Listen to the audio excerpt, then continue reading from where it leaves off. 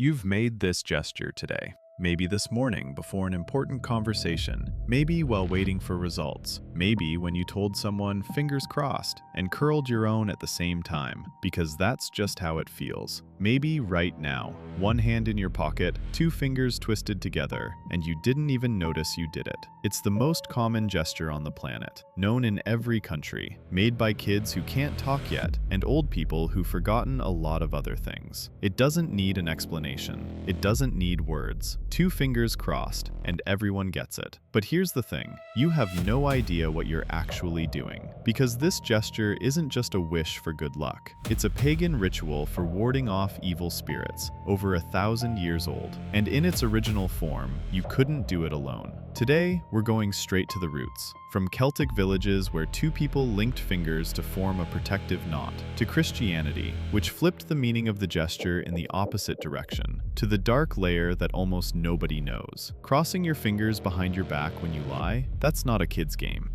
It's an ancient ritual for nullifying a vow, and it works on the same logic as the original gesture. Let's start with you, right now, right this moment. Think of every time in the past week you crossed your fingers, or wanted to. You were waiting for an important call, a job interview result, medical test results, the outcome of a conversation that could go either way. And somewhere in that waiting, your fingers crossed on their own. No conscious decision, just K. Your body did it before your brain could catch up. Or you told someone something you weren't sure about, made a promise you didn't know if you could keep. And your hand, the one the other person couldn't see, made that gesture behind your back. Why? You didn't think about it. It just did it. Or you taught it to a child. Keep your fingers crossed and it'll work out. You passed on a tradition without knowing where it came from. This gesture lives in you on an instinctual level. It doesn't need an explanation because the explanation was worn away long ago. Only the action remains. But that action came from somewhere. And the place it came from is dark, specific, and has absolutely nothing to do with good luck in the modern sense. Here's the first fact I want to give you, the most important fact of this video. Originally, crossed fingers were a two-person gesture. Not one, two people, two index fingers, joined together in a cross. Not one person crossing their own two fingers, but two people creating a cross with their two fingers together. The intersection point is between them. In that point lies the power. Why does this matter? Because it completely changes the meaning of the gesture. When you cross your own fingers alone, you're making a symbol. You're signaling an intention. You're saying, I hope.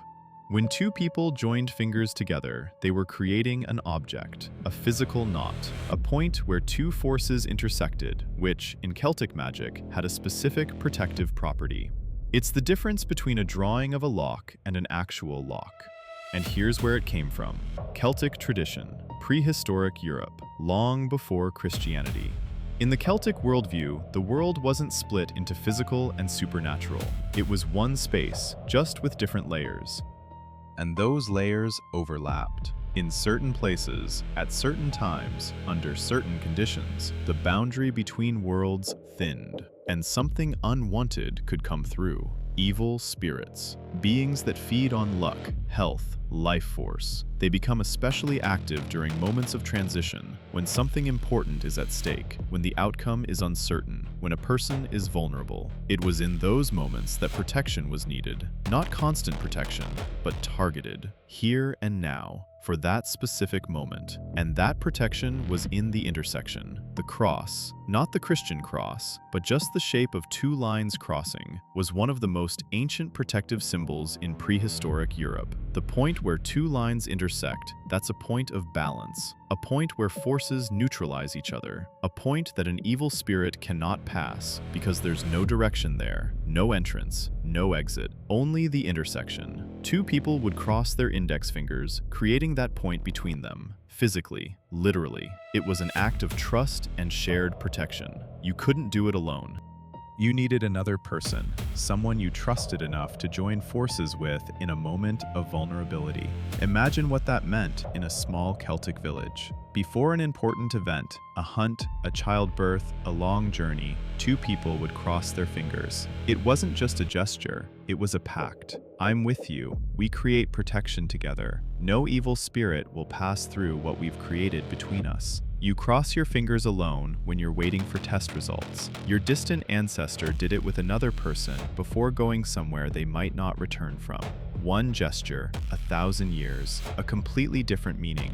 And here's how that meaning changed. How one person gained the ability to make this gesture alone, and why it happened exactly when it did. That's in the next part. But first, subscribe if you haven't already, because there's a twist coming that you won't see coming. Christianity took a pagan gesture and rewrote its meaning so completely that the original meaning almost entirely disappeared. Almost. Because one layer of the original meaning survived, and it lives in you to this very day, every time you cross your fingers behind your back.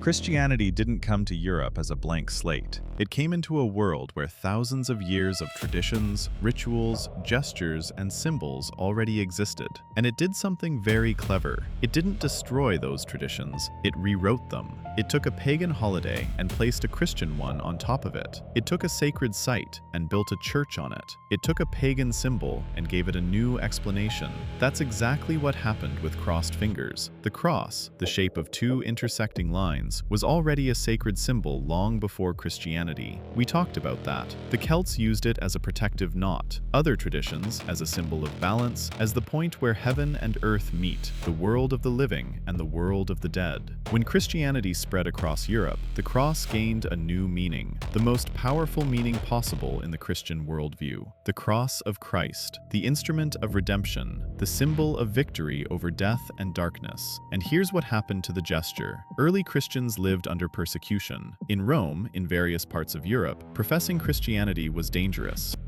They needed ways to recognize each other, secret signs, gestures that insiders understood and outsiders didn't. One of those gestures was crossed fingers. Two Christians would meet. One would make an inconspicuous motion, index and middle fingers crossed. The other would see it and understand. One of us, a Christian, trustworthy. This gesture carried the shape of the cross, the central Christian symbol. It was small, inconspicuous, quick. You could do it in your pocket, behind your back, under a table. No outsider would ever notice. And that's where something important happened. Unlike the original Celtic version, this gesture could be done by one person alone. Because now the power wasn't in the intersection point between two people. The power was in the shape. The shape of the cross you create with your own fingers. You alone carry that symbol. You alone make that shape. You don't need another person. It was a quiet, revolutionary shift. The gesture became individual. And with that, the meaning began to change. Slowly, over generations, through thousands of handovers from person to person, the meaning of a protective knot between two people dissolved. What remained was the meaning of a personal symbol of luck and protection. You, alone. Your fingers. Your hope. Your request to something bigger. Call it God, luck, the universe, whatever you want, for things to work out. It's no longer a pact between two people. It's one person's prayer. But wait, because here the story branches, and one of those branches is very dark. While Christianity was reinterpreting the gesture toward hope and protection, another version lived alongside it. A version that kept the original pagan logic, but applied it in a completely different way. Crossed fingers behind your back while lying. You know this gesture. You've seen kids do it, saying one thing, but their hand is behind their back with fingers crossed. And supposedly that means the lie doesn't count, that the promise can be broken, that the oath is invalid. Why? Where does that come from? Most people think it's just a children's game, that someone, somewhere made it up as a joke and the tradition stuck. No, this is an ancient pagan ritual for nullifying an oath, and it's just as old as the original protective gesture. Here's the logic. In Celtic tradition, crossed fingers of two people created a protective knot, an intersection point that held power. When you made an oath, its power lay in the direct, unprotected word, the word spoken openly, The spirits heard it. They would ensure it was kept. But if, at the moment of swearing, you formed a cross with your fingers, you created an intersection point, a point where all directions cancel out, where there's no entry and no exit. The spirits meant to hear that oath couldn't pass through that point. The oath was spoken, but not received. The pact was made, but not registered. It was a legal loophole in magical law. Crossed fingers behind your back isn't a childish prank. It's a 1,000-year-old way of saying one thing and doing another. Saying yes, while simultaneously saying no to the forces that hear your words. And here's what makes it especially interesting. Both gestures, crossed fingers for luck and crossed fingers while lying, operate on the same basic logic. The intersection point as a place where normal rules don't apply. In the first case, an evil spirit can't pass through that point, so I'm protected. In the second case, a good spirit meant to record my oath can't pass through that point, so the oath doesn't count. Same mechanism, two opposite uses. It's like finding the same tool and using it both as a lock and as a pick.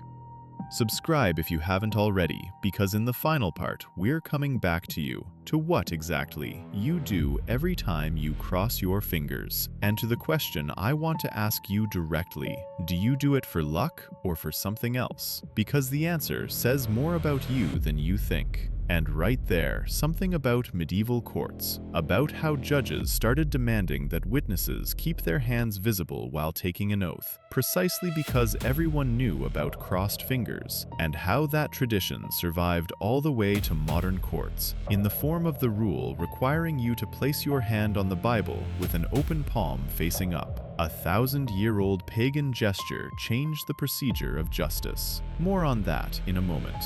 Medieval court, England, roughly the 12th century. A witness steps up to testify. The judge looks at him, and before the witness says a single word, the judge says, "Hands where I can see them." Not because he's afraid the witness is hiding a weapon, but because he's afraid of crossed fingers. This isn't a joke. This is real historical practice. Medieval legal scholars knew about the pagan ritual of nullifying an oath.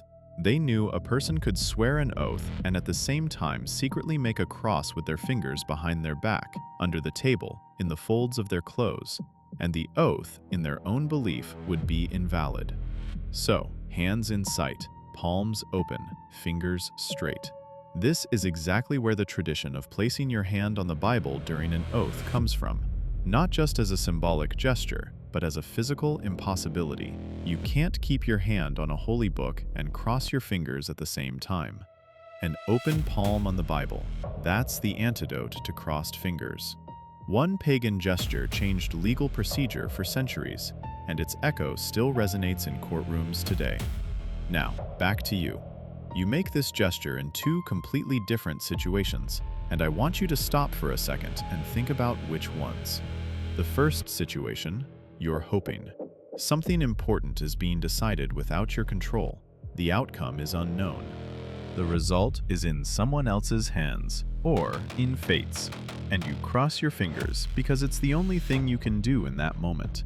It's a gesture of helplessness turned into a gesture of hope. This is the direct descendant of the Celtic protective ritual. You create a point of intersection, a point where evil spirits can't pass, where luck will linger, where the outcome will tilt in your favor. You're alone. No other person, no priest, no amulet, just two fingers.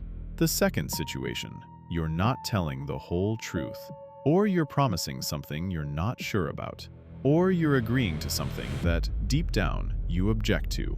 And the hand, the one nobody sees, makes that gesture. You've never thought about it consciously, but your body knows. Your body remembers that this gesture nullifies, that it creates a protective point between your words and their consequences.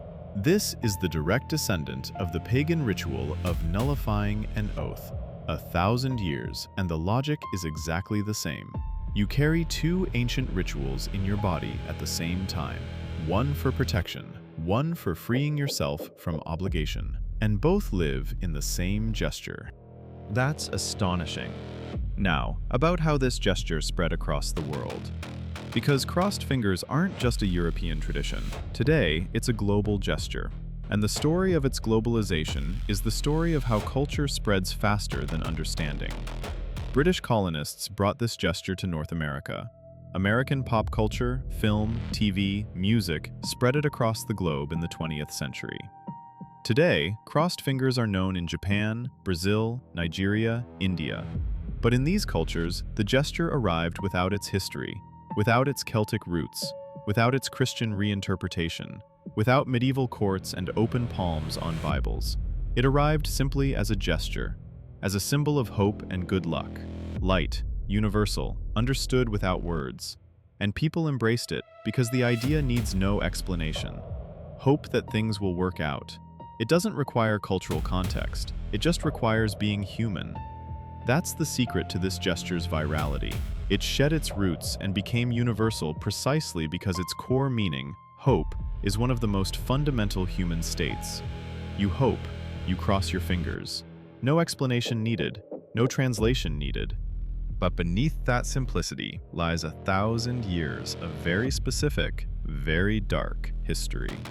A Celtic protective knot shared between two people, a secret sign among early Christians under threat of persecution, a pagan loophole in magical law, medieval judges demanding open palms, and finally, a simple gesture of hope you make automatically without thinking. That's 5 layers of history in one movement of 2 fingers. And here's the final thought I want to leave you with. Next time you cross your fingers, in your pocket, behind your back, openly in front of you, you'll do it consciously. Not because I changed the meaning of the gesture, but because now you know its full meaning. You're creating a crossing point, a point where the usual rules are suspended, where evil doesn't pass, where hope takes physical form, where 2 fingers say what words can't say precisely enough. 1,000 years ago, 2 people did this together, and it was a contract. Then 1 person alone, and it became a prayer. Then everyone, everywhere, and it became hope. The gesture didn't change. What changed is how many people understand it, and now you're one of those who understands more. If this video added something to how you see the world, hit like. It's a signal to keep digging. Because there are many more gestures, objects, words like this around you. Each has its own story, long, dark, and in the end, always about you. In the next video, salt. You throw it over your shoulder. You spill it and say bad luck. You salt your food without thinking. But salt was more valuable than gold. Salt was currency. The word salary comes from salt, and the tradition of throwing it over your left shoulder is a literal way to blind the devil, who always stands right there. Not metaphorically, literally. See you then.